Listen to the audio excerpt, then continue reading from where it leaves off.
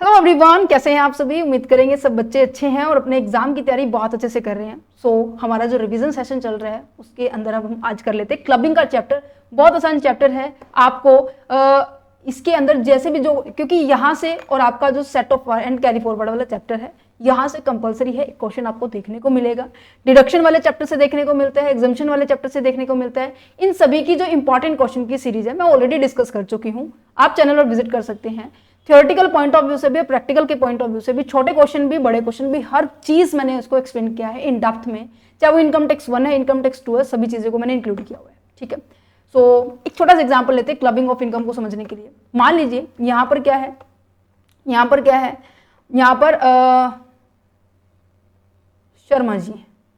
ठीक है, शर्मा जी ने क्या, शर्मा जी की काफी जगह से क्या आ रही है, इनकम हो रही है। इनकम का मतलब क्या है, पांचों हेड की इनकम होती है, salary head, house property head, PGBP की हेड, कैपिटल गेन और अदर सोर्सेज। हमने सभी कवर कर लिए, सभी को वन बाय वन हमने डिस्कस किया था। सैलरी हेड को भी डिस्कस किया, हाउस प्रॉपर्टी को, पीजीबीपी को भी, इनकम फ्रॉम कैपिटल गेन भी, अदर सोर्सेज भी, हमने सभी चैप्टर कर लिए। राइट।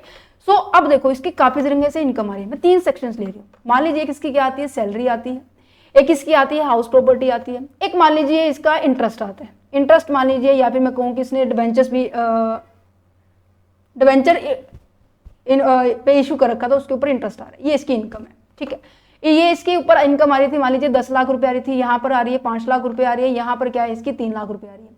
तो यहाँ पे इसकी टोटल इनकम कितनी बन गई है, 18 लाख।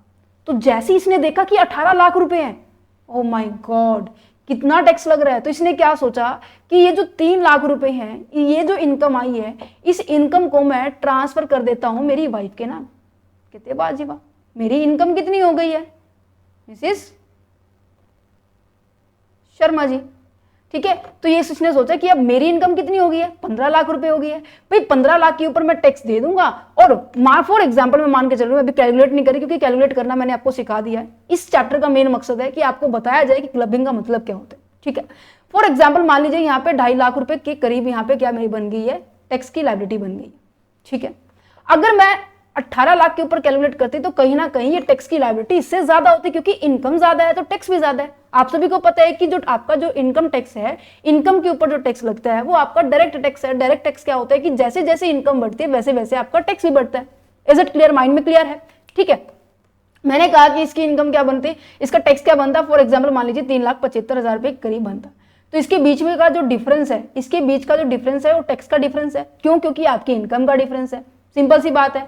अच्छा, जैसे ही इनकम टैक्स डिपार्टमेंट ने देखा कि भाई इसकी इनकम तो 18 लाख या फिर 20 लाख के करीब होनी चाहिए, क्योंकि ये हर बार आई क्या भर रहा है, आईटीआर भर रहा है। ठीक है, पिछली बार भी इसकी 15 लाख थी, इस बार भी इसकी 15 लाख है, तो ऐसा तो हो ही नहीं सकता कि हर साल कोई ना कोई इनकम अपनी इंक्रीमेंट तो होती होती है, चाहे थोड़ी हो चाहे ज्यादा हो, कम इवन हो सकती है, बट कहीं ना कहीं इनकम टैक्स वालों को, डिपार्टमेंट को शक हुआ शर्मा जी के ऊपर कि हाँ इतना बढ़िया बिजनेस चल रहा है, इतनी बढ़िया अच्छी प्रॉपर्टी को सेल क्या करता है, ये रेंट पे दिया हुआ इसने, सैलरी अच्छी पोस्ट पे है ये, तो इसको तो अच्छा पैसा मिलता है, पर फिर भी 15 लाख ही है इसकी, तो दिक्कत क्या है भाई। इनकम टैक्स डिपार्टमेंट वालों ने इसके ऊपर नजर डाली, इसके डॉक्यूमेंट को एनालिसिस किया, सभी चीजों को देखा, तो देखा तो इसकी तो 18 लाख बन रही है।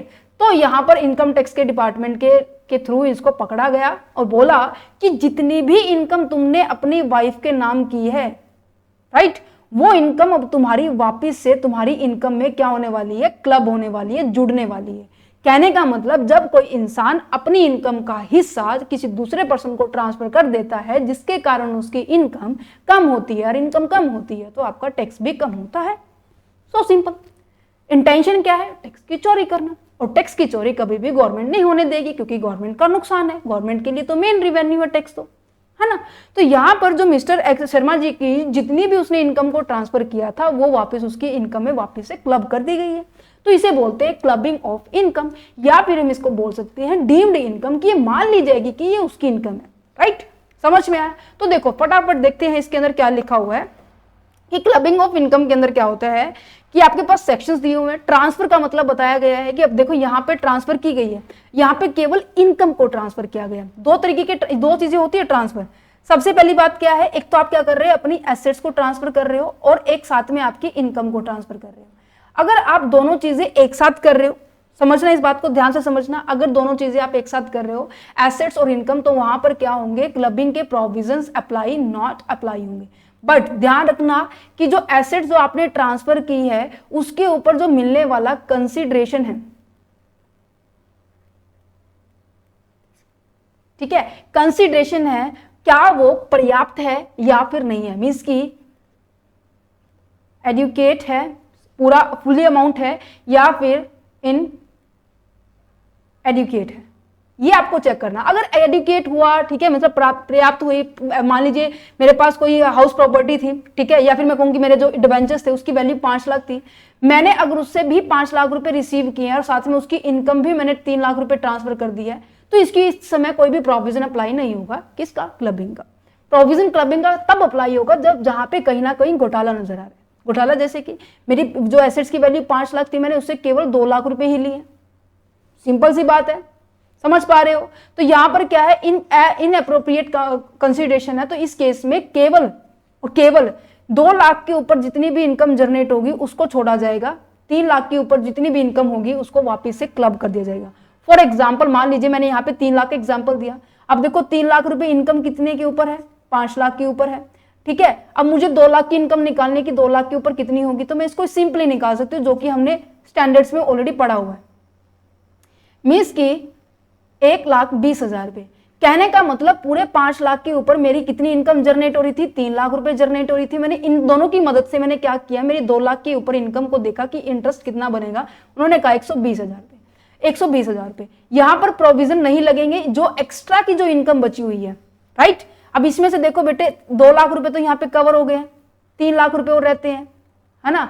अब इसमें से 1,20,000 यहाँ आ चुके हैं, बैलेंस आखिरी का बचा 1,80,000 यहाँ आएगा, सिंपल सी बात है। इसके ऊपर प्रोविजंस क्या होंगे, अप्लाई होंगे, ये वापस इससे क्या होगा, मिस्टर एक्स की इनकम में ऐड बैक हो जाएगी। ये प्रोविजन है, ध्यान रखना, मैं आगे बताऊंगी तो फिर मैं इसको रिपीट नहीं करने वाली, ठीक है, समझ में आ गया। तो कंसिडरेशन के अंदर जब बात की जाए तो फुली हुआ तो कोई दिक्कत वाली बात नहीं, कोई प्रोविजन नहीं लगने वाला। अगर फुली नहीं हुआ, इनएडुकेट हुआ, तो वहां पर क्या लगने वाला, हम इस तरीके से निकालेंगे। अच्छा, मैंने कहा तो भाई मैंने ट्रांसफर ही नहीं किया एसेट्स, मैंने तो केवल इनकम की है, जैसे ऊपर वाले एग्जाम मिस्टर शर्मा जी ने किया था, है ना। तो मिस्टर शर्मा जी को कहते हैं कि भाई एसेट्स ट्रांसफर की है, कहते हैं नहीं की। इनकम की है, मैं क्या हाँ जी की है। ये तो कोई लॉजिक ही नहीं है भाई, इनकम कर रहा है, क्या पता इनकम टैक्स फिल करने की डेट तक आप उसको दे रखो, उसके बाद वो कहो ला भाई मेरी वापस दे इनकम, ला भी दे मेरी वापस शेयर दे, ऐसा हो सकता है, ऐसा बिल्कुल हो सकता है। तो दैट्स द रीजन ट्रांसफर हमारे क्या है, 2 तरीके के हैं। ट्रांसफर हमारे कितने तरीके के, 2 तरीके के हैं। पहला क्या है, रेवोकेबल ट्रांसफर है, दूसरा क्या है, इरेवोकेबल ट्रांसफर है। रेवोकेबल ट्रांसफर का मतलब होता है जब हम क्या करते हैं, एसेट्स को ट्रांसफर तो कर देते हैं, बट वो क्या होती है, टेम्परेरी बेसिस पे होता है। टेम्परेरी बेसिस दैट मींस मुझे पता है कि मुझे हर 31 मार्च को मुझे क्या करना पड़ता है, टैक्स की पेमेंट करनी पड़ती है। इससे 10 दिन पहले मैंने क्या किया, मेरी एसेट्स को ट्रांसफर कर दिया और 10 अप्रैल को मैंने क्या किया, मेरी एसेट्स को वापस ले लिया, तो ये तो गलत बात है भाई, इलीगली है, नजर आ रहा है। तो इस केस में कहते हैं कि जब ट्रांसफर किया जाए, ठीक है, और इस इंटेंशन से किया जा रहा है कि आप उसको किसी भी टाइम उस एग्रीमेंट को कैंसिल कर सकते हो, तो उसे ट्रांसफर नहीं माना जाएगा। वो एक कहीं ना कहीं तरीका है कि आप उसमें से टैक्स को चोरी करना चाह रहे हो। तो इस वजह से यहां पर क्या होगा, क्लबिंग के प्रोविजन यहां पे एप्लीकेबल हो जाएंगे। अगर मैंने कहा है कि भाई मैंने तो परमानेंटली किया है, भाई परमानेंटली किया तो कोई दिक्कत नहीं होगी, प्रोविजन अप्लाई नहीं होंगे, तो उसे बोला जाता है इररेवोकेबल ट्रांसफर बोला जाता है। So simple. सेक्शन 61 के अंदर ये सेक्शन अंडर सेक्शन 61 के अंदर आपका इररेवोकेबल है और 16 के अंदर आपका इररेवोकेबल है। क्या क्लियर हो रहा है, इतना समझ में आ रहा है? ओके, ये नीचे डिस्क्रिप्शन में दिया हुआ है, ऊपर आपको मैंने डेफिनेशन मतलब बता दिया क्या होता है, ये मैंने सब कुछ लिखा हुआ है, आपको नोट्स ले सकते हो, आपको मैंने बताया था। ये रिवीजन क्लास है, इस वजह से मैं केवल रिवीजन ही करवा रही हूँ और कुछ नहीं चल रहा, रिवीजन ही होगी, राइट। ओके जी, नेक्स्ट यहाँ पे क्या लिखा हुआ है, अब देखो जो ट्रांसफर हो रहा है अब क्या है, स्पाउस के पास हो रहा है। हमने पहले डिस्कस कर लिया था कि स्पाउस के पास हो रहा है, तो हम ये चेकआउट करेंगे कि ट्रांसफर कोई एसेट्स हो रही है, परमानेंटली हो रही है, इनपरमानेंटली हो रही है, या फिर कंसिडरेशन के साथ हो रही है, इनकंसिडरेशन के साथ हो रही है, डायरेक्टली कर रहा है या फिर इनडायरेक्टली कर रहा है, कहीं ना कहीं चोरी करने की इंटेंशन में है। तो इस केस में क्या होगा, उसकी जितनी भी इनकम होने वाली है उस एसेट से, उसके खुद के पास क्या हो जाएगी, क्लब हो जाएगी। तो यहाँ पे 2 पार्टी आपको नजर आ रही है बेटे, ध्यान से सुनना, 2 पार्टी है। एक पार्टी कौन है, ट्रांसफरर है, दूसरी पार्टी क्या है, ट्रांसफरी है। ये कौन है, ट्रांसफरर है जिसने एसेट्स को ट्रांसफर किया है, और ये वाली पार्टी कौन है, जिसने एसेट्स को रिसीव किया है, ट्रांसफी है। राइट। तो इस केस में जितना भी अमाउंट इसको दिया है वो वापस से इसकी इनकम में क्या हो जाएगा, ऐड बैक हो जाएगा। क्लियर है। ओके जी। अगर आपका क्या है, एडुकेट कंसिडरेशन दिया है, पर्याप्त मात्रा में कंसिडरेशन दिया है, तो प्रोविजंस आपके जो क्लबिंग के प्रोविजन है वो बिल्कुल भी एप्लीकेबल नहीं होने वाले हैं। क्लियर है। अच्छा, अगर मैं कहूं कि इनएडुकेट कंसिडरेशन दिया है तो फिर वही प्रोविजन लगेगा जो मैंने आपको समझाया था कि 5 लाख के ऊपर आपका 3 लाख का इनकम हो रहा है, तो यहां पर 5 लाख की एसेट्स थी, आपने उसको 3 लाख में दे दिया और उसके ऊपर 5 लाख वाली एसेट्स के ऊपर आपका 1 लाख रुपए का प्रॉफिट हुआ है, इनकम जनरेट हुई है। तो यहां पर इस केस में क्लबिंग आपकी 40,000 की होगी। कैलकुलेट करके आप खुद देखना कैसी होगी, मैंने आपको पहले एक डमी एग्जाम्पल दे दिया। अच्छा, अगर मैं बात कर रही हूं यहां पर, जब हम ट्रांसफर कर रहे हैं ना, ट्रांसफर करते वक्त मैं कह रही हूं कि क्लबिंग होगी। बेटा एक बात ध्यान रखना, ध्यान से सुनना मेरी बात को, ध्यान से सुनना कि जब मैंने इसको यहाँ पे मैंने इसकी जो मिस्टर शर्मा जी की, उसने अपनी इनकम को मिसिस शर्मा जी को वहां पर ट्रांसफर किया, तो यहाँ पे क्या रिलेशन नजर आ रहे हैं, मिस्टर और मिसिस लगाया तो ऑब्वियस ही बात है हस्बैंड वाइफ का रिलेशनशिप एग्जिस्ट है। तो यहाँ पे ये बोला जाता है इन केस जब क्या किया जा रहा है, ट्रांसफर किया जा रहा है इनकम को इधर से उधर, तो वहां पर क्या होना चाहिए, अपनी रिलेशनशिप एग्जिस्टेंस में होनी चाहिए। पहला पॉइंट तो ये है। तब भी क्या होगा, क्लबिंग के प्रोविजन एप्लीकेबल होंगे कि क्या, कि हमारे पास जो रिलेशनशिप है वो क्या होने चाहिए, एग्जिस्ट में होने चाहिए। दूसरा आपको क्या होना चाहिए, दूसरा आपके पास से जो इन केस जब इनकम क्या हो रही है, जनरेट हो रही है, ठीक है, यहां पर जो इनकम जनरेट हुई है उस टाइम भी क्या है, अगर रिलेशनशिप एग्जिस्ट है तो तब भी क्या होगी, क्लबिंग के प्रोविजन एप्लीकेबल होंगे। तो सीधा सीधा मतलब ये है कि इन केस जब मैं कहूं कि यहाँ पर डाइवोर्स का केस है, मींस कि पति और पत्नी दोनों का तलाक हो चुका है और फिर उसको वो ट्रांसफर कर रहा है कोई इनकम, तो ये होता है कंपनसेट करना, ना कि हम ट्रांसफर करना कहेंगे। तो क्या समझ में आया, क्या कहने का मतलब है कि relationship of the husband and wife must be exist on the date of the transfer of the asset, जिस दिन ट्रांसफर की है एसेट्स की, या फिर जिस दिन आपकी इनकम को क्या किया गया, एक्रूवल किया गया, मींस की रेज हो चुकी है वो, उस केस में तो क्या होंगे, क्लबिंग के प्रोविजन अप्लाई होंगे, अदरवाइज क्लबिंग के किसी भी तरह की एप्लीकेशन नहीं होगी। कब, जब डिवोर्स हुआ होगा। कहता है अच्छा जी, clubbing provision shall also be apply if the any assets has been transferred to the, ऐसा भी हो सकता है भाई मिस्टर शर्मा जी का लड़का है और मिस्टर शर्मा जी के लड़के की बहू है, तो कहीं ना कहीं मिस्टर जो शर्मा जी जो ससुर जी बन गए हैं, इस ससुर जी ने क्या किया, अपनी बहू को अपनी जो प्रॉपर्टी थी उसको ट्रांसफर कर दिया, तो इस केस में भी क्लबिंग ही मानी जाएगी क्योंकि ये इसकी रिलेटिव्स है। जब भी हम कभी अपने रिलेटिव्स को ट्रांसफर कर रहे हैं, ठीक है, तो हम क्या कहेंगे, ये हमारी क्लबिंग हो रही है। समझ में आ रहा है। अगर income from the Christians shall be also be clubbed होगा। क्रिश्चियन का मतलब होता है जब आप क्या कर रहे हैं, आपने किसी को इनकम ट्रांसफर की, ठीक है, इनकम ट्रांसफर करने के बाद आपने कहीं और इन्वेस्टमेंट किया, इन्वेस्टमेंट से पैसा रिसीव हो रहा है, तो वो चीजें क्या हो गई, यहाँ पर क्लबिंग का पॉइंट ही आएगा। देखो यहाँ पे मैंने आपको समझाया था, मिस्टर एक्स जो है इसने अपनी पत्नी को क्या दिया है, मिस्टर अपनी पत्नी को क्या दिया है, गिफ्ट दिया है जो कि 10 लाख रुपए का था। अब 10 लाख के ऊपर जो भी इनकम जनरेट हो रही है, ठीक है, वो किसकी होगी, मिस्टर एक्स की होगी। ठीक है, समझ में आया। अच्छा, इस जो मिस्टर एक्स यहाँ पे देखो इंटरेस्ट मान लीजिए इसने पैसा क्या किया, इन्वेस्ट कर दिया 12% के मिसेस एक्स ने, ठीक है, तो 1,20,000 रुपए किसकी इनकम है, मिस्टर एक्स की है। अगर यही इनकम इसने दोबारा से री इन्वेस्ट कर दी है, फिर उससे जो इनकम आएगी वो मिसेस एक्स की होने वाली है। समझ में आया। अच्छा जी, हो गया कंसेप्ट क्लियर। अच्छा, एक और पॉइंट है कि कई बार ऐसा होता है बिजनेसमैन क्या करते हैं, जिस कंपनी में वो खुद काम करते हैं ना, तो अपने रिलेटिव्स को भी वहीं पे काम लगवा देते हैं, जिसके कारण वो क्या इफेक्ट करना चाह रहे हैं कि जितनी भी उसकी सैलरीज हैं, ठीक है, जैसे कि मान लीजिए मिस्टर एक्स का उस कंपनी के अंदर क्या है, सब्सटेंशियल इंटरेस्ट है। सब्सटेंशियल इंटरेस्ट का मतलब क्या होता है, जब कोई पर्सन किसी कंपनी के अंदर 20% या 20% से ज्यादा उसके अंदर वोटिंग पावर या उसके पास उसकी वोटिंग इक्विटी शेयर्स होते हैं, उसे बोलते हैं सब्सटेंशियल इंटरेस्ट। तो यहाँ पर मिस्टर मान लीजिए कोई XYZ लिमिटेड कंपनी है और मिस्टर एक्स का वहां पे सब्सटेंशियल इंटरेस्ट है 20% से भी ज्यादा। तो यहाँ पे क्या हुआ कि इसने अपनी वाइफ को बुलाया और अपनी एज अ एम्प्लॉय रिपोर्ट कर दिया उसने, ठीक है। तो यहाँ पर उसने मिस्टर ए को सैलरी दी, बी को, सी को और मिसिस एक्स को दी। तो सबकी सैलरी नॉर्मल नजर आ रही है, बट यहाँ पर क्या नजर आ रही है, 8 लाख बहुत ही ज्यादा नजर आ रही है। इसके सारा का सारा पैसा अपने घर में ही दे दिया। कहीं ना कहीं हम देखो सैलरी कंपनी के लिए खर्चा है, तो कंपनी के लिए प्रॉफिट एंड लॉस अकाउंट में हम शो करते हैं। तो प्रॉफिट एंड लॉस अकाउंट में शो किया तो मेरे एक्सपेंसेस बहुत ज्यादा नजर आएंगे और नेट प्रॉफिट मेरा कहीं ना कहीं कम होगा। तो इनकम टैक्स डिपार्टमेंट कहते हैं कि ठीक है, तुमने अपनी पत्नी को एज ए एम्प्लॉय रखा, बट हमें ये चेक करवाओ भाई कि तुम्हारी पत्नी जो भी है ठीक है, इसके पास इतनी क्वालिफिकेशन है जितनी वो सैलरी रिसीव कर रही है। दैट मीन्स कि आपको उसकी क्वालिफिकेशन, उसका एक्सपीरियंस, उसकी स्किल, उसकी नॉलेज, उसके जितना भी जो चीजें होती है किसी चीज को किसी पोस्ट पर काम करने के लिए, वो उसके पास सफिशिएंट है, तो वो क्या है उस चीज के लिए एप्लीकेबल हो जाएगी, कोई भी क्लबिंग नहीं होगी। अगर ये नजर आ रहा है कि वो तो उस चीज के लिए कैपेबल नहीं है, वैसे ही उसको बिठा रखा है, तो कहीं ना कहीं वो जो भी इनकम उसको दे रहा है तो वापिस से उसकी क्लब हो जाएगी, मीन्स की नेट प्रॉफिट में वापिस से हम उसको ऐड कर देंगे। क्लियर है, समझ में आया? तो ये तो हो गया भाई टॉपिक अपना कंप्लीट।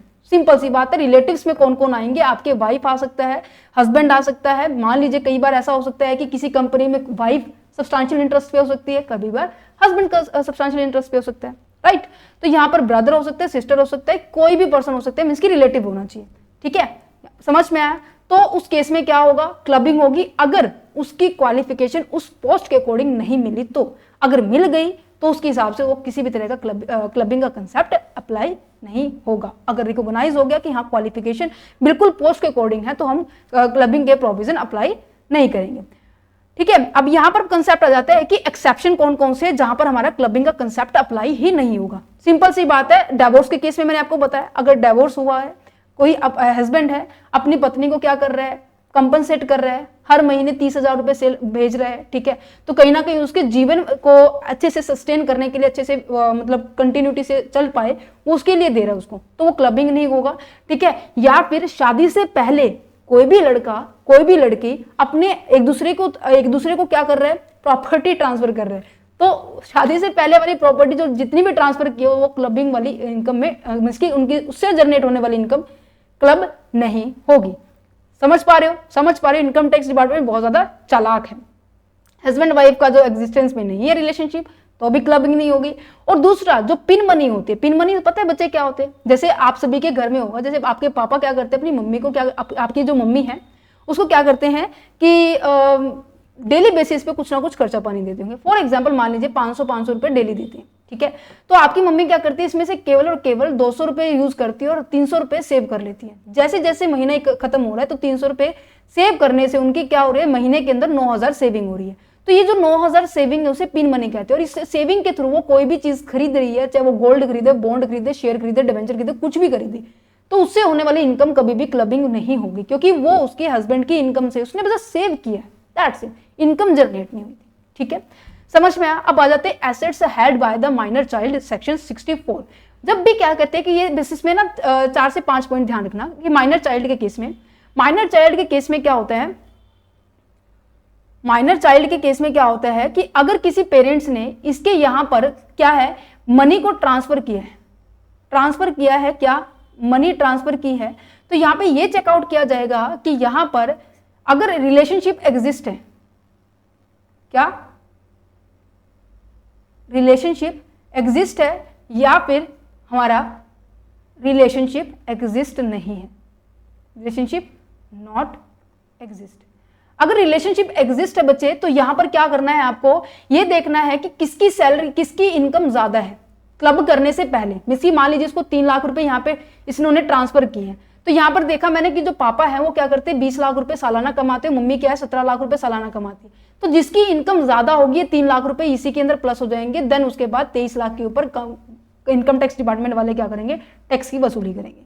ठीक है, अच्छा, अगर रिलेशनशिप एग्जिस्ट नहीं है तो इस टाइम जो भी जितनी भी इनकम यहाँ पे ट्रांसफर की है वो किसके, कौन से पेरेंट्स के हाथ में टैक्सेबल होगी? वो देखा जाएगा कि इस बच्चे की कौन मेंटेनेंस कर रहा है, मींस की कौन इसकी देखभाल कर रहा है, उसके ऊपर देखा जाएगा। मम्मी कर रही है तो मम्मी की इनकम में आ जाएगा, पापा कर रहे हैं तो पापा की इनकम में ट्रांसफर हो जाएगा। ठीक है, अच्छा, इन केस क्या हो, ऐसा भी हो सकता है भाई माइनर चाइल्ड क्या हो सकता है, इतना एफिशिएंट है, उसके अंदर स्किल है, उसके अंदर क्या है, नॉलेज है कि उसके बेसिस पे वो अपनी खुद की इनकम जनरेट कर पा रहा है, तो इस केस में क्लबिंग का कंसेप्ट एप्लीकेबल नहीं होगा। इन दोनों केसेस में क्लबिंग का कंसेप्ट एप्लीकेबल होगा। अब मैं बात कर रही हूं कि जब प्रोविजन है, प्रोविजन किसके? क्लबिंग के अप्लाई ही नहीं होंगे, provision of clubbing not applicable. तो इस केस में कौन कौन से होंगे? या तो इनकम वो क्या है, सेल्फ जनरेट कर रहा है, या फिर वो पर्सन क्या हो सकता है, बच्चा क्या हो सकता है, डिसेबल हो सकता है। ठीक है, तो यहाँ पर डिसेबल के केस में किसी भी तरह का आईटीआर फिल करने की जरूरत नहीं होगी, बट सेल्फ के अंदर जब भी कोई पर्सन, जब भी कोई बच्चा अपने स्किल के हिसाब से पैसा जनरेट कर रहा है, तो उस टाइम उसके जो गार्जियंस हैं, मींस की पेरेंट्स हैं, उनकी रिस्पॉन्सिबिलिटी है कि वो आईटीआर को अपने बच्चे के पॉइंट ऑफ व्यू से वो खुद फील करें। अच्छा, जब जब यहाँ पर क्या होगा, क्लबिंग होगी, यहाँ पर क्लबिंग होगी माइनर के केस में, तो आपको कुछ एक अमाउंट की क्या मिलने वाली है, एग्जाम्पशंस मिलने वाली है अंडर सेक्शन 1032 के अंदर, कि आपको हर साल क्या है 1500 रुपए मिलेंगे पर चाइल्ड के ऊपर। ध्यान रखना, बस इतना ही सा कंसेप्ट था। हो गया चैप्टर क्लबिंग का कंप्लीट। नेक्स्ट चैप्टर मिलेंगे आपके set of and carry forward. So thank you for watching this video. Have a nice day.